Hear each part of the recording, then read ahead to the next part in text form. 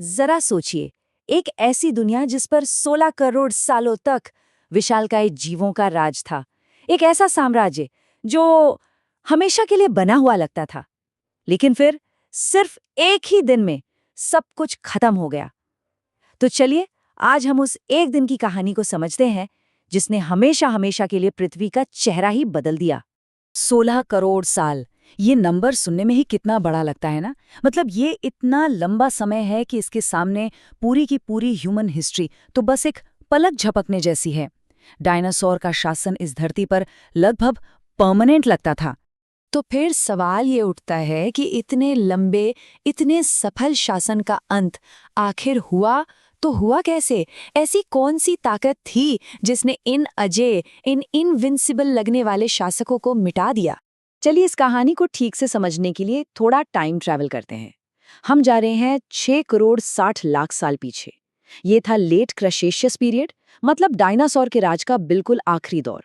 ये एक ऐसी दुनिया थी जो कुछ कुछ जानी पहचानी और कुछ बिल्कुल ही अनजान थी। उस वक्त धरती एक बहुत ही हैपनिंग जगह थी। महाद्वीप धीरे धीरे खिसककर अपनी आज की जगह पर आ रहे थे। दुनिया गर्म थी और घने जंगलों में अखरोट जैसे पेड़ भी उगने लगे थे। और सबसे दिलचस्प बात पता है क्या थी? फूलों वाले पौधे। हाँ, उनका विकास अभी अभी हुआ था, जिसने मधुमक्खियों और तितलियों को जन्म दिया। और इससे आप समझिए पूरी की पूरी फूड चेन ही बदल रही थी। उस दुनिया में ना लाइफ का स्केल आज से बिल्कुल अलग था। सोचिए, एक तरफ था 38 टन का एलोमोसॉरस, जो आज के किसी भी जमीनी जानवर से कहीं कहीं ज्यादा विशाल था। और दूसरी तरफ उसी की परछाई में 20 सेंटीमीटर की एक छोटी सी सेबर टूथ गिलहरी जैसे स्तनधारी जीव रहते थे, जो बस अपने मौके का इंतजार कर रहे थे। और अब हम पहुंचते हैं उस आखिरी दिन के आखिरी घंटों में। दुनिया भर में डायनासोर्स अपनी नॉर्मल जिंदगी जी रहे थे। उन्हें जरा सा भी अंदाजा नहीं था कि आसमान से मौत उन पर टूटने वाली है। तो देखते हैं ये दिन आगे कैसे बढ़ा। 5 घंटे पहले तक सब कुछ नॉर्मल था। बड़े बड़े झुंड घूम रहे थे, शिकारी शिकार कर रहे थे। 2 घंटे पहले एक टी-रेक्स अपने इलाके के लिए लड़ रहा था। लेकिन जैसे जैसे मिनट बीतते गए ना, आसमान में आने वाली तबाही के सिग्नल दिखने लगे थे। हर पल के साथ टेंशन बढ़ रहा था, जबकि बेचारे डायनासोर वो तो अपने रोज के कामों में बिजी थे। ये सुबह किसी भी दूसरे दिन जैसी ही थी, एकदम साधारण।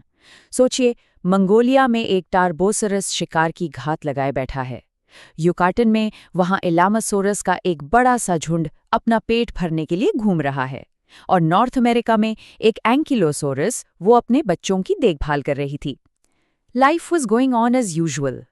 अब आते हैं इम्पैक्ट से ठीक 2 घंटे पहले। नॉर्थ अमेरिका में एक टी-रेक्स अपने इलाके में घुसाए एक राइवल से भिड़ जाता है।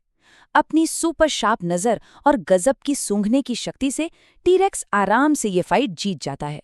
वो उस दुनिया का राजा था, अपनी ताकत के पीक पर, और उसको बिल्कुल भी खबर नहीं थी कि उसका राज बस कुछ ही देर में खत्म होने वाला है।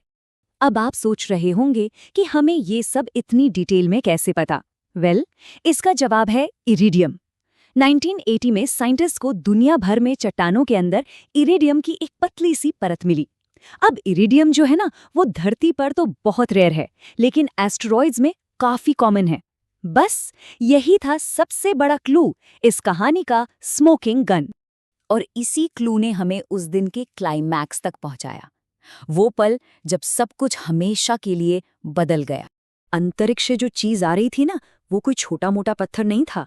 उसका साइज 10 किलोमीटर चौड़ा था। इसको ऐसे समझिए, लगभग माउंट एवरेस्ट जितना बड़ा। और इसकी स्पीड 20 किलोमीटर्स पर सेकंड, मतलब इतनी ज्यादा तेज कि इसे देखने और रिएक्ट करने के बीच टाइम ही नहीं था, बिल्कुल भी नहीं। जब ये एस्टेरॉयड मेक्सिको की खाड़ी से टकराया, तो एक पल में जो एनर्जी रिलीज हुई वो 10 अरब हिरोशिमा बमों के बराबर थी। जरा सोचिए, एक ऐसी ताकत जिसके बारे में सोचना भी नामुमकिन है।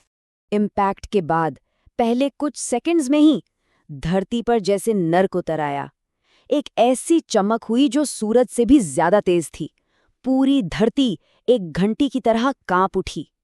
फिर आई एक सुपरसोनिक शॉकवेव, जिसने अपने रास्ते में आने वाली हर चीज को उखाड़ फेंका। और उसके बाद आसमान से पिघले हुए कांच की बारिश होने लगी, जिसने अनगिनत जीवों को जिंदा जला दिया। लेकिन वो भयानक इम्पैक्ट तो बस शुरुआत थी। प्रलय का पहला चैप्टर आग और झटकों का था, पर दूसरा चैप्टर वो कहीं ज्यादा लंबा और डेडली साबित हुआ। इसमें पूरे प्लैनेट को जीने के लिए ऑलमोस्ट नामुमकिन बना दिया। टक्कर से 100 मीटर ऊंची सुनामी की लहरें उठीं, जो महाद्वीपों के अंदर तक घुस गईं। प्लैनेट पर 11 मैग्नीट्यूड से भी ज्यादा के भूकंप आए, जिसकी वजह से दुनिया भर के ज्वालामुखी फट पड़े। और मानो इतना काफी नहीं था, आसमान से हफ्तों तक एसिड रेन होती रही, जिसने पानी और मिट्टी सब कुछ जहरीला कर दिया। इन सब चीजों से, यानी ज्वालामुखी और टक्कर से निकली कालिख, राख और सल्फर ने मिलकर एक मोटा घना बादल बना लिया, और इस बादल ने पूरी धरती को एक कंबल की तरह ढक लिया। इसमें सबसे ज्यादा लगभग 60% कालिख थी। सोचकर देखिए, सूरज की रोशनी को पूरी तरह ब्लॉक करने के लिए काफी। अब सूरज की रोशनी नहीं तो क्या होगा? धरती जमने लगी। ग्लोबल एवरेज टेम्परेचर में 18 डिग्री सेल्सियस की गिरावट आई। इसे इम्पैक्ट विंटर कहते हैं। इसने सारे पौधों को मार डाला, जिससे पूरी की पूरी फूड चेन, आप जानते हैं, कोलैप्स कर गई। पहले शाकाहारी मरे और फिर उन्हें खाने वाले मांसाहारी भी। कुछ डायनासोर, जैसे वो टार्बोसॉरस जिसके बारे में हमने बात की थी, वो शायद शुरुआती तबाही से बच गए होंगे गुफाओं में छिपकर। लेकिन जब वो बाहर आए तो उन्होंने एक ऐसी दुनिया देखी जहां कुछ भी नहीं बचा था। एक ठंडी, अंधेरी और सुनसान दुनिया। आखिर में वो भी भूख से मर गए। तो ये था एक युग का अंत। लेकिन कहते हैं ना, हर अंत एक नई शुरुआत होती है। डायनासोर के विनाश ने धरती को एक खाली कैनवस जैसा बना दिया, और इन खंडरों पर एक नए तरह के जीवन को उभरने का मौका मिला। तो फिर सवाल ये है कि आखिर हमारे पूर्वज, वो छोटे छोटे स्तनधारी, कैसे बच गए? उनकी जीत का राज उनकी कमजोरी में ही था। वो जमीन के नीचे बिलों में रहते थे, तो सतह की आग और ठंड से बच गए। उन्हें खाना भी बहुत कम चाहिए होता था, और वो जल्दी जल्दी प्रजनन कर सकते थे। बस इन्हीं गुणों ने उन्हें इस नई मुश्किल दुनिया में जिंदा रखा। जब सारे धूल साफ हुई और सूरज फिर से निकला, तो दुनिया एक नए दौर के लिए तैयार थी। स्तनधारियों ने इस मौके का पूरा फायदा उठाया। लेकिन ये याद रखना जरूरी है कि उन्होंने ये ग्रह किनसे हासिल किया था।